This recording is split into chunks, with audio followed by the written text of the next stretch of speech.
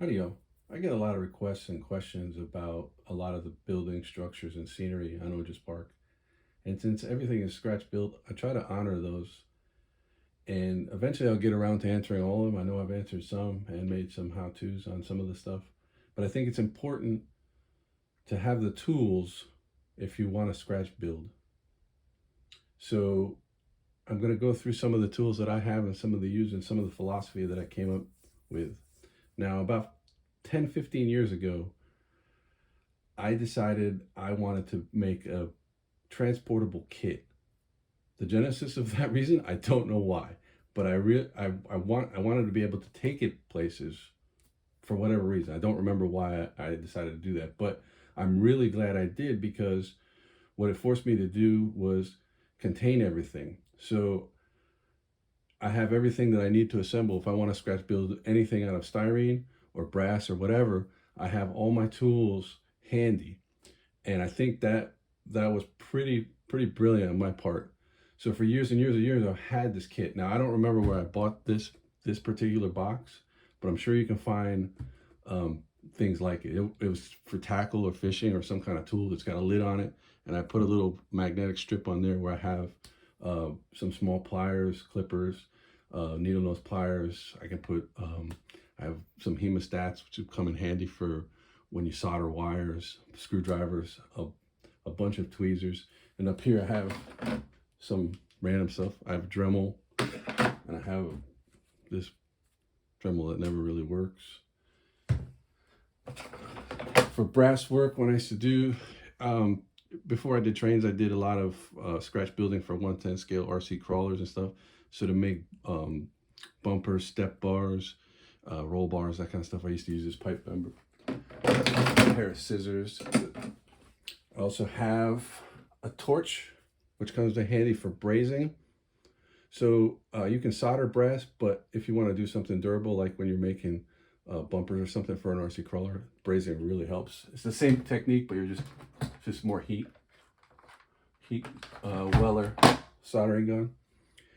I think one of the most overlooked tools in my toolbox is probably this. I have a pair of these. These are Tamiya.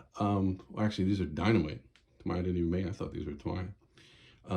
Lexan scissors, and I had two. I had a curved one as well, but these are essential. You don't really realize how much you use these until you start building with styrene, because a lot of cuts you have to make after assembly, or if you want to just nip something off. These are brilliant. They're made for plastic. Little saw, strippers, various types of rulers. Little square, regular ruler, scale ruler, which is essential. I have a lot of these razor knives. I also do leather work, so some of this is transposable. Little files. Scratch awl. A lot of the details that I make on buildings, I use a scratch awl rather than cut pieces and glue them together. This works just fine, so you can make like doors or windows or a brick or something like that. Just use a scratch awl. Pencil and a marker, probably the two things that you'll need and you're always looking for, is to just throw them in your toolbox. I use a lighter too, just in case. So what I've done here is I've assembled everything in these little boxes according to what they do. So I've got some dedicated ones for drilling. So these are all little pin vise drills, little hand drills, tap and die, some drill bits.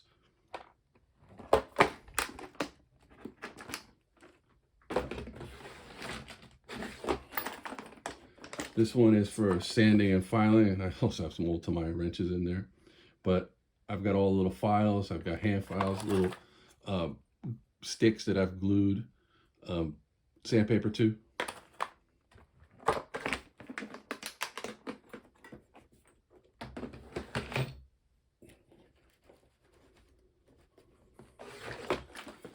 And this would be for cutting. I've got a couple more rulers in there. I've also got all my extra blades.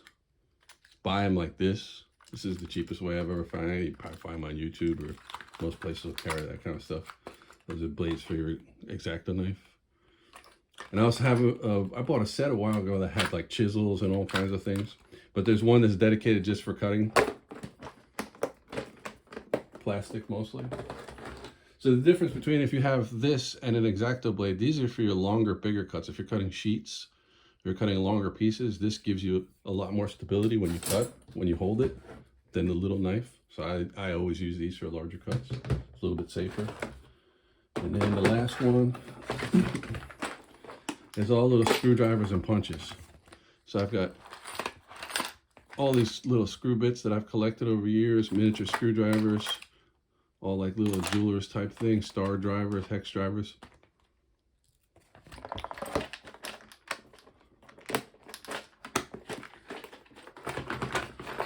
And that was the purpose of this kit, was to keep all of the tools contained and be able to transport. Again, I don't know why I decided to do that, but it was really good that I did. And then I always store, and I've had some of this stuff for years. So like brass stock. I know I haven't done much with brass in recent time, but I make all like the fence work is all made out of brass. So it's all 8159 brass rod by K&S Precision Metal. So I just solder all these together, and then I hang whatever little wires. But you can do so much with this stuff. I really want to do some projects for my layout with some brass stock, because I miss working with it. When I was a kid, I worked with my grandfather's layout, and he built trolleys and all of his overhead wires. We built all the poles. Well, he built, no, I helped him, and then we hung all the wires so the upper wires were all negative and the track was positive. So tools for the Dremel, all the little sanding bits. This really comes. You don't really need a lot of this stuff with styrene unless you're doing some kind of sculpting, but with brass, it's really helps. But you know, cutting track, I end up using this on the layout, but it really comes in handy with brass. All of my soldering stuff is in another one. So I've got another soldering iron, flux, zip ties, heat shrink tubing.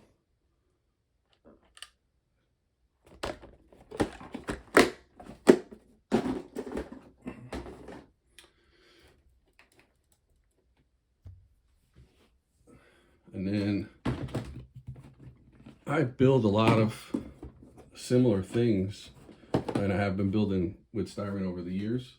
So again, another dedicated box just to styrene. Stack of styrene sheets.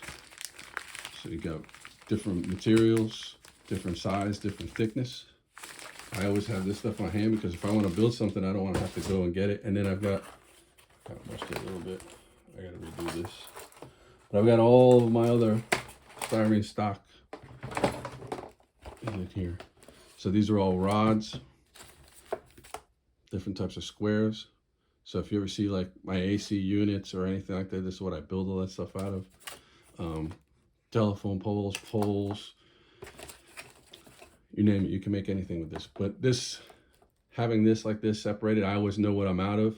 I generally use the same type of things, and I have been for years, whether it was in 1/10 scale or 1/87. Most of this stuff, I use the smaller end of the spectrum for Plastruct and evergreen plastic as far as tubing and squares, and you know, there's strips, 2x4s, 4x8s, whatever it is.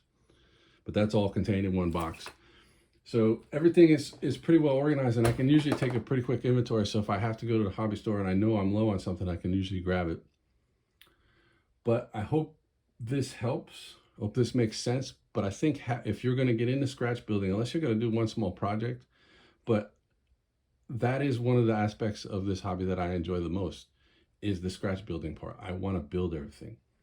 For example, like for multiple reasons too. It's not only enjoyment for me, but it's cost effective. Like for example, the large warehouse at the west end of Oges Park, it's 4 foot long by 8.5 inches high. If I'd had to buy those kits at the hobby store, It would have cost me a couple $100, 500-600 maybe. With lights, I think I spent $60 making it myself. Fencing is the same way. There's a lot of great companies out there that make beautiful metal edge fences. I wanted a more rougher look anyway, so my fences work on my layout, but they cost me cents to make. I think one of those packs of rods comes with 5 rods. I can knock out probably 2 feet of fence for, $2 or something like that. And the wedding veil material, paint, I mean, it's a couple bucks to make that. So it's cost effective. Plus I get enjoyment out of making. That's part of the fun for me. I want to make as much as I can. So again, hope this helps. If you have any questions, comments, leave them down below. And I'll post some more stuff. I thought this was going to be, the way to launch some ideas and answer some questions as I go forward. Because anything that I do scratch building from here on, I'll reference this video so you can kind of see the tools, and it may make a little bit more sense to some people. Anyway, thanks for tuning in. Have a great day, y'all. I'll see you around. Bye.